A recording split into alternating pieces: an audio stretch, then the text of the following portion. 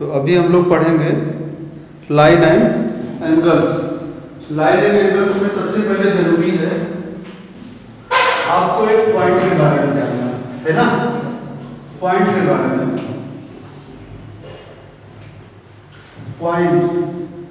Point वह part होता है जिसको आप डिवाइड नहीं कर सकते, समझ गए।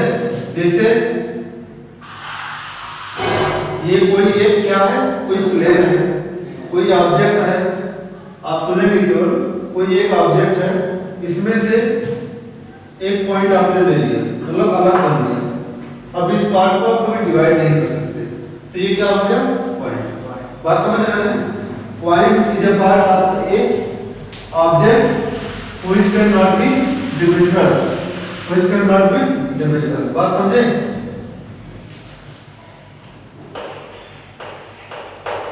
पॉइंट को आप ए बी सी डी इन सबसे किसी भी वर्ड से आप रिप्रेजेंट करेंगे, ठीक ना। पी क्यू आर एस से भी रिप्रेजेंट करेंगे। उसके बाद में फिर बात आती है पॉइंट के बाद में, जैसे कोई दो पॉइंट है ना, आपने किसी दो पॉइंट को ज्वाइन कर दिया। When you are connected to point A to point B, point A को पॉइंट बी से आपने क्या किया, कनेक्ट कर दिया। तो जब कनेक्ट कर दोगे तो ये क्या बन जाएगा, एक लाइन बन जाएगा, है ना। इसको आप बोलोगे लाइन ए बी। बात समझे। फिर से सुन लीजिए। When you are connected to points, है ना, then this is known as a line A B. बात समझ गए, ठीक है। उसके बाद में जैसे कोई दो लाइंस है ना, when two lines never be intersect to each other, Hindi में बताएं तो मतलब हुआ जब दो लाइन एक दूसरे को कभी इंटरसेक्ट नहीं करेगी। जब दो लाइन एक दूसरे को कभी इंटरसेक्ट नहीं करेगी और इनके बीच में हर जगह पर बराबर डिस्टेंस होगी, है ना। तो इन दोनों लाइन को आप बोलेंगे पैरेलल लाइन। क्या बोलेंगे, पैरेलल लाइन। बात समझ रहे हैं।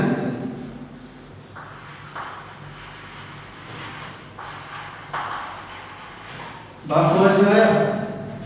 ये दोनों लाइन कभी भी एक दूसरे को इंटरसेक्ट नहीं करेंगे। जैसे रेलवे ट्रैक, रेलवे लाइन जो होती है हमेशा क्या होती है, देखते चले जाओ तो पैरेलल रहती, कभी एक दूसरे को इंटरसेक्ट नहीं करती, है ना। और जब दो लाइन एक दूसरे को इंटरसेक्ट करेगी तो यहाँ पे एंगल बनेगा, ठीक। इसको बोलते हैं vertically opposite angle.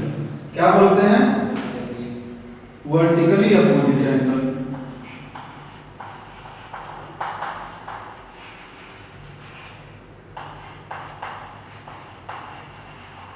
Vertically opposite angle. बात समझ में आया। ये इसके वर्टिकली अपोजिट है और ये जो है इसके वर्टिकली अपोजिट है। बात समझ गए। वर्टिकली अपोजिट एंगल्स आपस में इक्वल होते हैं, ठीक। क्या कहा मैंने, आपस में इक्वल, मतलब ये एंगल इसके इक्वल होगा और ये एंगल जो है इसके इक्वल होगा।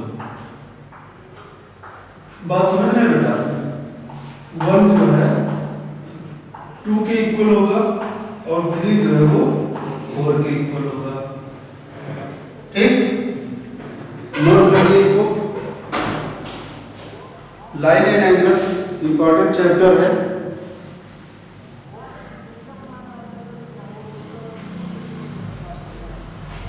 जल्दी जल्दी लिखते रहो।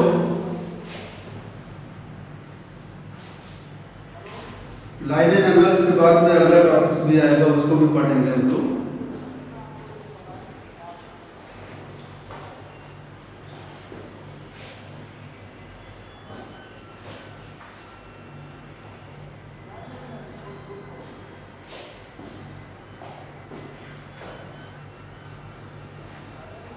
आगे देखिए,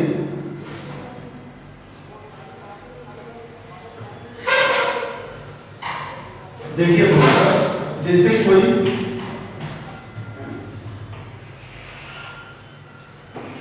टू पैरेलल लाइन है ना, ये लाइन इस लाइन के पैरेलल है, इसको कोई एक लाइन ऐसे इंटरसेक्ट कर रही है, तो ये जो एंगल होगा बेटा, ये एंगल इसके इक्वल होगा।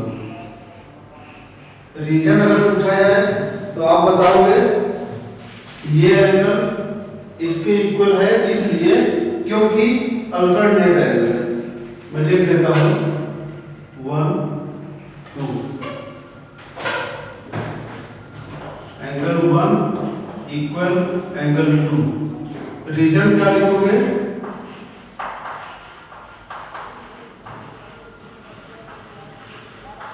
Alternate angle. ठीक, इसी तरीके से ये जो एंगल है ये इसके इक्वल होगा।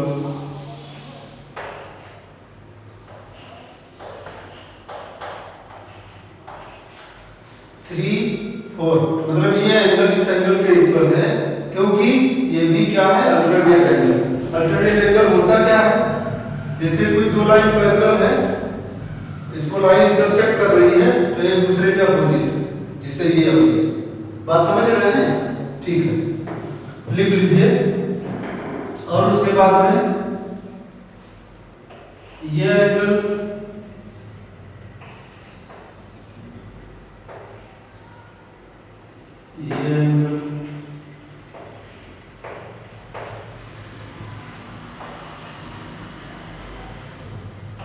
एंगल 2 जो होगा वो 5 के इक्वल होगा, और 1 जो होगा वह 7 के इक्वल होगा, और 6 के इक्वल होगा, और 3 जो होगा 8 के इक्वल होगा। रीजन पूछा जाए तो रीजन बताओगे वर्टिकली अपोजिट। क्या बोलेंगे, वर्टिकली अपोजिट एंगल है ना। ठीक है, लिखिए।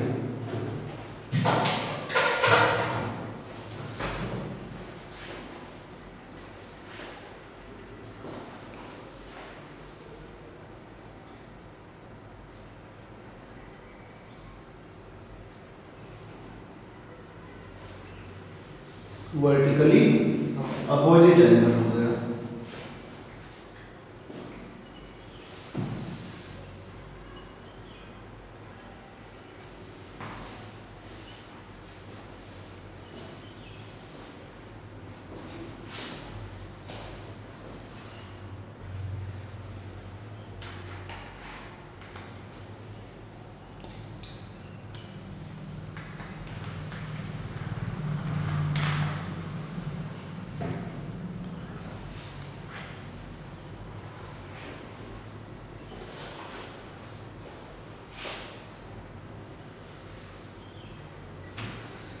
एंगल्स के बारे में अगर बात की जाए तो एंगल्स को भी हम लोग समझ लेंगे, लेकिन उसको ट्रायंगल वाले चैप्टर में समझना बेहतर होगा।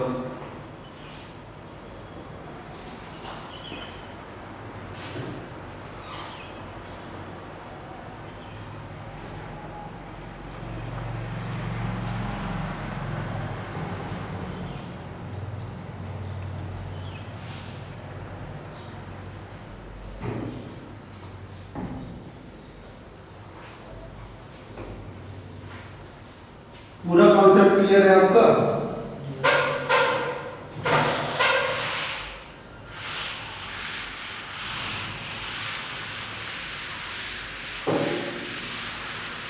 तो parallel line, alternate angle, vertically opposite angle, ये सब आपने सीखा। क्या क्या सीखा? पहले सीखा आपने पॉइंट के बारे में, उसके बाद फिर आपने सीखा लाइन के बारे में, फिर आपने सीखा पैरेलल लाइन के बारे में। उसके बाद आपने सीखा vertically opposite angle, vertically opposite angle के बारे में सीखा। वर्टिकली अपोजिट के बाद में आपने सीखा अल्टरनेट, है ना, अल्टरनेट एंगल के बारे में आपने सीखा। उसके बाद में अभी हम बात करेंगे एडजेसेंट एंगल की। ध्यान दीजिएगा, क्या मैंने कहा, एडजेसेंट एंगल।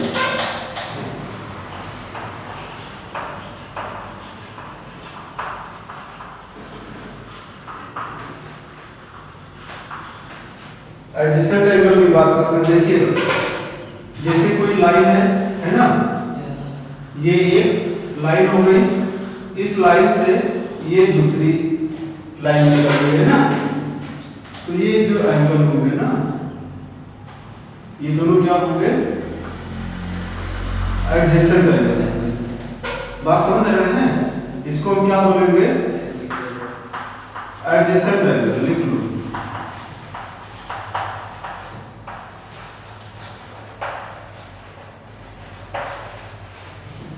Adjacent angle. ये हो गया आपका एडजेसेंट एंगल।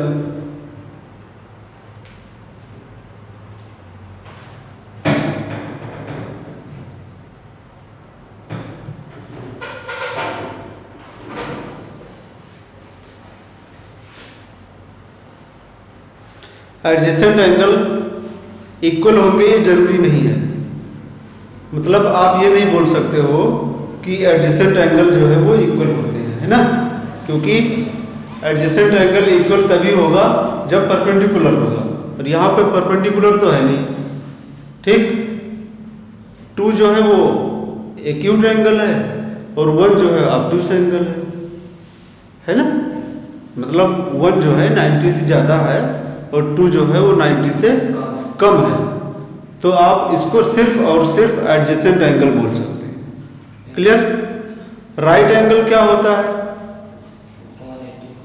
राइट एंगल वो होता है जो 90 डिग्री बनाए, ठीक है। तो राइट एंगल का मतलब 90 डिग्री।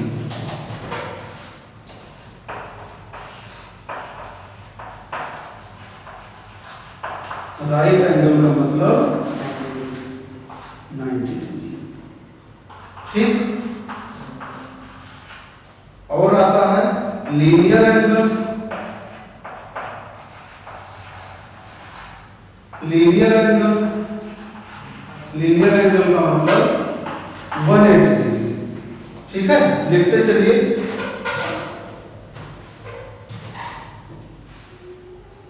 लीनियर एंगल के बाद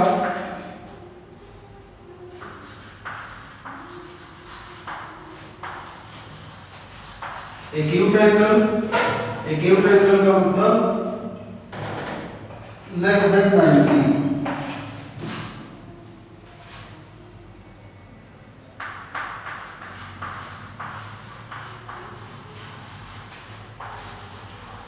ऑब्ट्यूस एंगल, ऑब्ट्यूस का मतलब 90 से ग्रेटर होगा और 180 से कम होगा। लिख लीजिए।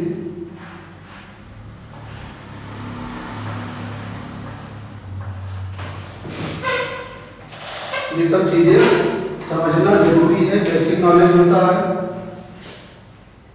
जिसका बेसिक स्ट्रांग होता है आगे उसको सीखने में आसानी होती है।